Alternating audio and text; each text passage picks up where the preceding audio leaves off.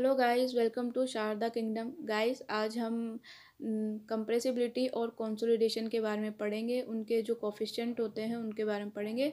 इनके ऊपर direct questions बनते हैं, वन लाइनर्स, ऑब्जेक्टिव प्लस जो भी फॉर्मूले हैं वो भी हम देखेंगे, क्योंकि ये चीज़ें इंपॉर्टेंट है और एग्ज़ाम में बार बार पूछी जाती हैं।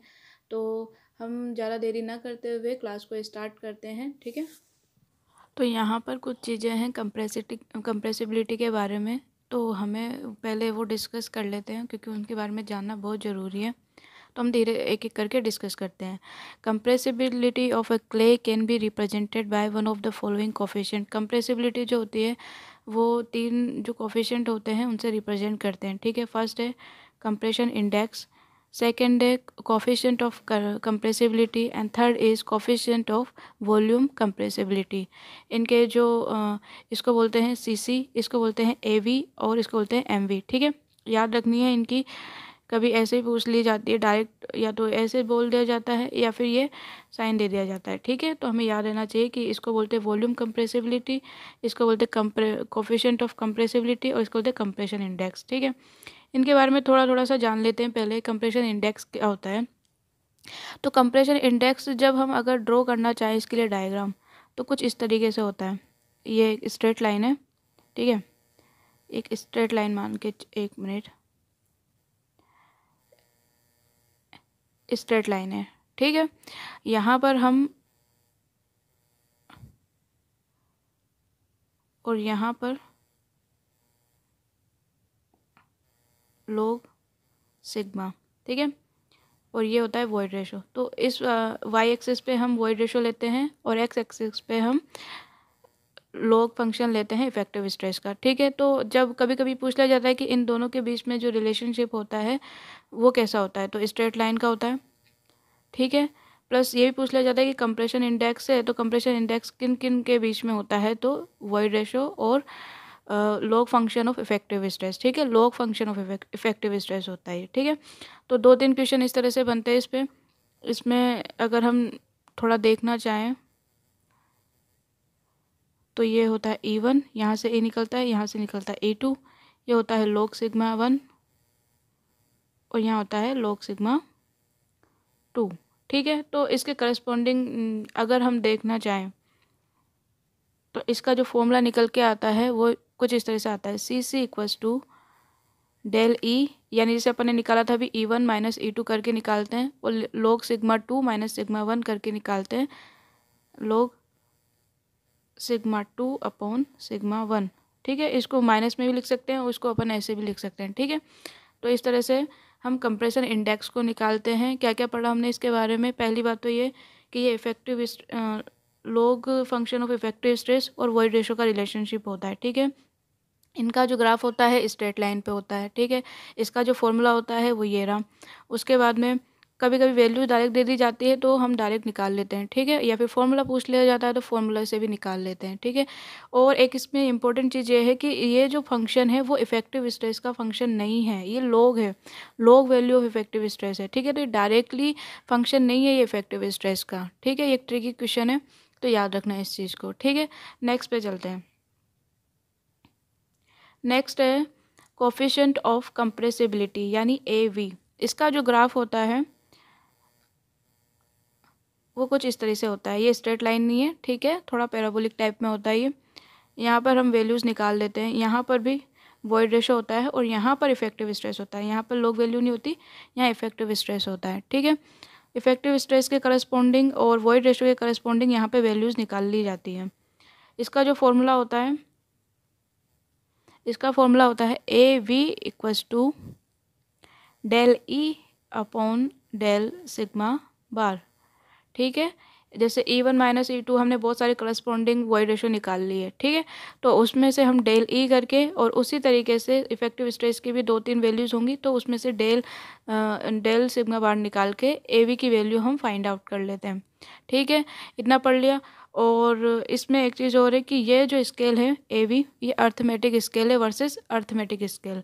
पहला वाला स्केल जो था वो था अर्थमेटिक प्लस लॉग स्केल था, क्योंकि उसमें अर्थमेटिक भी था लॉग स्केल भी था। ये सिर्फ अर्थमेटिक वर्सेस अर्थमेटिक स्केल है, ठीक है। फॉर्मूला देख लिया हमने, डायरेक्ट याद करना है, वैल्यूज से भी पूछ लेते हैं, वैल्यूज भी आती हैं क्योंकि ऑब्जेक्टिव क्वेश्चंस आएंगे हमारे पेपर में, तो ऑब्जेक्टिव भी निकल जाएंगे इससे, ठीक है। और इसके बारे में इतना ही है, ठीक है। नेक्स्ट पे चलते हैं। ये होता है कोफिशिएंट ऑफ वॉल्यूम कंप्रेसिबिलिटी, ठीक है। तो कोफिशिएंट ऑफ वॉल्यूम कंप्रेसिबिलिटी जो होता है इसको MV से रिप्रेजेंट करते हैं, और इसका जो फॉर्मूला होता है change in volume upon total volume, मतलब जो वॉल्यूम में चेंज होता है पर यूनिट वॉल्यूम में, ठीक है, उसको इस तरह से रिप्रेजेंट करते हैं। अपॉन होता है इंक्रीज इन इफेक्टिव स्ट्रेस, यानी डेल सिग्मा बार, ये इसका फॉर्मूला होता है, ठीक है। अब डेल वी अपॉन, इसको हम सिंप्लीफाई करते हैं थोड़ा सा क्योंकि आगे हमारे फॉर्मूले काम में आएंगे, थोड़ा सिंप्लीफाई करके देख लेते हैं चीज़ों को। तो del V upon del V को हम लिख सकते हैं del H upon H naught. इसका क्या मतलब है कि जैसे भी मान लीजिए हमने कोई वाटर लिया, ठीक है, कोई भी सैंपल लिया, तो जब हम कंप्रेसिबिलिटी करते हैं उसके अंदर, तो उसकी जो हाइट में चेंजेस आते हैं, किसके रेस्पेक्ट में, टोटल हाइट के रेस्पेक्ट में, तो उसको यहाँ पर वो चीज़ है ये कि जो चेंज हो रहा है फ्लो में, उसके जो हाइट में चेंज हो रहा है फ्लो के हाइट में, ठीक है, वो है, और डेल एच है, और ये है टोटल हाइट में से जितना चेंज हो रहा है, ठीक है। तो ये करस्पॉन्डिंग होता है डेल वी अपॉन वी के, ठीक है। अपॉन इसको लिख सकते हैं del sigma bar, same to same एक रिलेशनशिप आ गया। क्या क्या आया कि del V upon del sigma bar, ठीक है। और इसको हम लिख सकते हैं del H upon del sigma bar, ठीक है, इतना आ गया। अब इस डेल एच और अपन डेल एच को अपन क्या लिख सकते हैं, del E upon 1 plus E north लिख सकते हैं, ठीक है। उसके रेस्पेक्ट में जो इफेक्टिव स्ट्रेस में चेंज होता है वो वहाँ से ये फॉर्मूला होता है, पूरा डेरिवेशन होता है, पर डेरिवेशन हमारे आएगा नहीं, तो हमें फॉर्मूलेज याद रखने हैं क्योंकि डायरेक्ट इन पे क्वेश्चन बनते हैं। तो del E upon 1 plus E naught upon del sigma bar, ठीक है, इतना समझ में आया। यहाँ से पहले ये चीज़, फिर यहाँ से फिर ये चीज़, ठीक है, जुड़ी हुई हैं। तीनों फॉर्मूलेज याद रखने हैं, करके देखना एक दो बार, आप अपने आप से वो खुद याद हो जाएंगे, ठीक है। उसके बाद में जो ये चीज़ बनी है del E upon 1 plus E naught upon del sigma bar, कुछ याद आ रहा है? Del E upon del sigma bar हमने क्या लिखा था अभी, वो हमने लिखा था ए वी, ठीक है। क्या होता है A V, del E upon del sigma bar, होता है कि नहीं होता। वी बराबर क्या बनता है, A we upon 1 plus A north. तो इस तरह से 3-4 फॉर्मूले हमने डिराइव किए हैं और हमें याद रखनी है वो चीज़ें, ठीक है, क्योंकि चारों फॉर्मूले 4-5 जो भी हमने अभी देखे हैं वो सारे इन पे ऑब्जेक्टिव क्वेश्चंस बनते हैं। वो डायरेक्ट फॉर्मूले पूछ लिए जाते हैं, वैल्यूज़ देके हमसे फाइंड आउट करने के लिए बोल देते हैं, ठीक है। तो नेक्स्ट पे चलते हैं आगे। ये सारे कोफिशिएंट हो चुके हैं, हमने डिस्कस कर लिए हैं इनके ऊपर, एक एक जो भी न्यूमेरिकल बनता है या जो भी ऑब्जेक्टिव बनता है हमने डिस्कस कर लिया, ठीक है। एक एक चीज़ समझते जाइए, आगे चलते हैं। आगे ये कहना चाहता है कि total settlement of soil is express as 3 component. जब भी सेटलमेंट होता है सॉइल का तो प्रोसीजर होता है वो स्टेप बाय स्टेप होता है। तो जो फर्स्ट स्टेप होता है वो उसको बोलते हैं एस इमीडिएट, ठीक है। सेकंड बोलते हैं S primary consolidation and third is secondary consolidation, ठीक है। तो ये तीनों स्टेज होती हैं, तीनों स्टेज के बारे में थोड़ा थोड़ा जान लेते हैं कि क्या कहना चाहता है। तो इमीडिएट जो सेटलमेंट होता है उसको कैसे बोलते हैं, टोटल जो सेटलमेंट होता है इन तीनों को ऐड करके होता है, ठीक है। तो पहले स्टेप बाय स्टेप एक एक को जान लेते हैं कि कैसे कैसे स्टेप बाय स्टेप सेटलमेंट होता है। तो फर्स्ट में देखते हैं, if the soil is initially partially saturated the expulsion of air as well as compression of pore air may be take place with the application of external loads which is called initial compression. It is an immediate phenomena. पहली बात तो ये immediate phenomena है, ठीक है। Second thing ये कि जो सॉइल होती है वो इनिशियली जो होती है पार्शियली सैचुरेटेड होती है, ठीक है। तो जब हम यहाँ पर कंप्रेशन करते हैं, जो एयर जो होता है एयर निकलता है प्लस जो पोर एयर होते हैं उनका कंप्रेशन होता है, ठीक है। विद द जब हम एक्सटर्नल लोड लगा रहे हैं यहाँ पर और सॉइल हमारी जब पार्शियली सैचुरेटेड है तो जो एयर होती है वो बाहर निकलती है और पोर वाटर प्रेशर का कंप्रेशन, पोर एयर जो होती है वो कंप्रेस होती है, ठीक है। तो ये फिनोमिना इमीडिएट सेटलमेंट में होता है। If the soil is initially partially saturated, expulsion of air as well compression of pore air may take place with the application of external load, which is called initial compression. It is an immediate phenomena, ठीक है। Second पे चलते हैं। Second होता है primary consolidation. तो primary consolidation क्या होता है, it occurs due to expulsion of pore expulsion of excess pore water pressure and generated due to increase in total stress. It is a time dependent phenomena. Time लगता है इसमें। जब भी हम क्या कहते हैं, हम टोटल स्ट्रेस जब इंक्रीज होती है तो access pore water pressure generate होता है सॉइल के अंदर, ठीक है। प्राइमरी कंसोलिडेशन ये कहता है। थर्ड पे चलते हैं, सेकेंडरी कंसोलिडेशन। तो secondary consolidation when excess pore water pressure has completely dissipated to zero.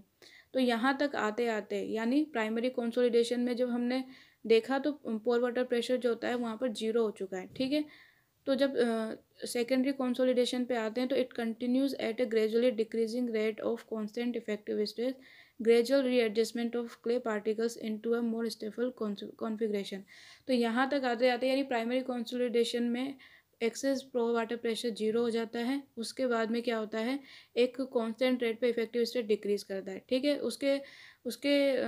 उसके बाद में क्या होता है, जो क्ले पार्टिकल्स होते हैं वो पास में आते हैं, ठीक है। तो उनका जो एक स्टेबल कॉन्फ़िगरेशन बनता है और इस तरीके से सेटलमेंट होता है, ठीक है। तो इस तरह से तीनों स्टेप होती हैं, तीनों स्टेप में थोड़े थोड़े से वन लाइनर बनते हैं, तो देख लेना आप। उसके बाद में नेक्स्ट पे चलते हैं। ये होता है कोफिशिएंट ऑफ कंसोलिडेशन। इंपॉर्टेंट है, इस पर वन लाइनर बनते हैं। इसके टू मेथड्स होते हैं। फर्स्ट है कैसाग्रेंस मेथड और इसको बोलते हैं logarithm of time fitting method, and second is in Taylor method square root of time fitting method. इस square root of time fitting में रूट टी और लॉगरिथम में यहाँ पे आता है लॉग टी, ठीक है। इस पे डायरेक्ट वन लाइनर पूछ लिए जाते हैं। नेक्स्ट चलते हैं आगे। The change take place during the process of consolidation of a saturated clay would include, question है ये कि जब भी चेंज होता है, the change take place during the process of saturated would be include options are an increase in pore water pressure of consolidation and increase in effective stress, an increase in pore water pressure and decrease in effective stress, wrong. A decrease in pore water pressure and decrease in effective, wrong.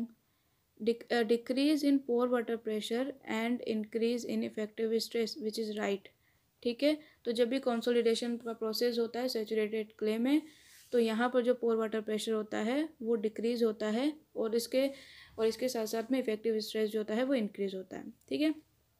Next पे चलते हैं। तो इसका answer है D.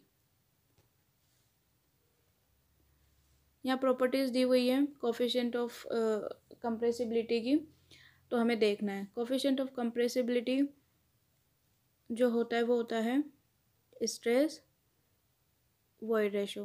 Compression index क्या होता है, ये होता है लॉग स्ट्रेस और वॉइड रेशो का। और कोफिशिएंट ऑफ सबग्रेड मॉडुलस क्या होता है, स्ट्रेस एंड डिफॉर्मेशन का, ठीक है। अभी पढ़ा है हमने, अभी डिस्कस किया है इन सब के बारे में। नेक्स्ट पे चलते हैं।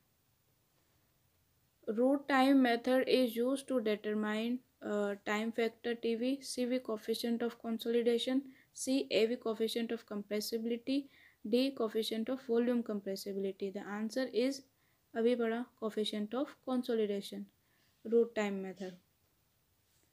फोर्थ पे चलते हैं। Reduction in volume of soil primarily due to squeezing of water from the voids is called, ठीक है। प्राइमरी कंसोलिडेशन, सेकेंडरी क्रिप या प्लास्टिक फ्लो। तो प्राइमरी कंसोलिडेशन में ऑब्वियसली यहाँ पर वाटर जो होता है, फर्स्ट में क्या होता है, वहाँ पर एक्सपल्शन ऑफ एयर होता है, ठीक है। और सेकंड में क्या होता है, यानी primary consolidation squeezing water of from the words, ठीक है। तो वाटर निकलता है यहाँ वर्ड से। फिफ्थ पे चलते हैं। What is the condition until when consolidation continues. तो कौन सी कंडीशन होती है, मतलब what is the condition until when consolidation continues. तो इसका ऑप्शन है when the pore water pressure become zero, total stress become zero, effective stress become zero, excess pore water pressure become zero. तो हमने अभी discuss किया access pore water pressure जहाँ पर zero हो जाता है उसके बाद में इनका कॉन्फ़िगरेशन स्टार्ट होता है। तो answer is access pore water pressure become zero. Six पे चलते हैं। The time t required for attaining a certain degree of consolidation of a clay layer is proportional to, तो एक फॉर्मूला होता है टी वी बराबर C V into T upon H का square. क्या पूछा है, टाइम टी पूछा है। तो इसका रिलेशनशिप जो होता है ये एक तो होता है एच स्क्वायर के प्रोपोर्शनल होता है विच इज़ राइट, और ये होगा इन्वर्सली प्रोपोर्शनल 1/CV। यहाँ से हम देख सकते हैं, ठीक है। तो answer would be B. Formula याद रखना है, फॉर्मूले के ऊपर क्वेश्चन बनते हैं बहुत सारे, ठीक है। नेक्स्ट चलते हैं। When the degree of consolidation is 50%, the time factor is about, time factor क्या होता है दिस, ठीक है, और डिग्री ऑफ कंसोलिडेशन क्या होता है यू। तो जब ये 50% है तो टाइम फैक्टर क्या होता है, एक तो इसका डायरेक्ट फॉर्मूला होता है टी बराबर π/4 यू का स्क्वायर, ठीक है। लेकिन इसमें भी दो फॉर्मूले होते हैं, वो कंडीशंस के ऊपर होते हैं। तो इसकी एक डायरेक्ट टेबल होती है 50% पे इसकी जो वैल्यू होती है वो होती है 0.197, बट ऑप्शंस आर 0.2, बी 0.5, सी 1 और डी इज़ 2। तो 0.197 अगर वैल्यू होती है तो दिस वुड बी अप्रॉक्सीमेटली 0.2, ठीक है। नेक्स्ट पे चलते हैं।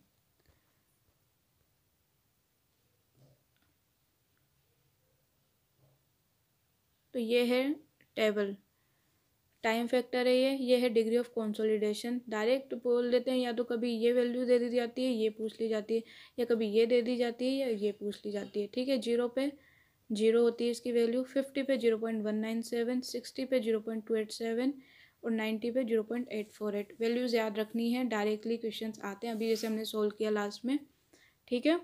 डायरेक्टली याद रखनी है, और ये फॉर्मूले में भी डायरेक्टली काम में आती है, प्लस ऑब्जेक्टिव वन लाइनर तो बन ही जाते हैं इस पर, ठीक है। तो यहाँ पर हमारे क्वेश्चन जो हैं ख़त्म होते हैं। हमने देखा है थोड़ा थोड़ा कंप्रेसिबिलिटी के बारे में, और थोड़े से क्वेश्चंस भी किए हैं इसके साथ में। और अगर आपको क्लास अच्छी लग रही है तो प्लीज़ लाइक कीजिए, कमेंट कीजिए, सब्सक्राइब कीजिए, और मिलते हैं हम नेक्स्ट क्लास में दोस्तों। Thank you so much.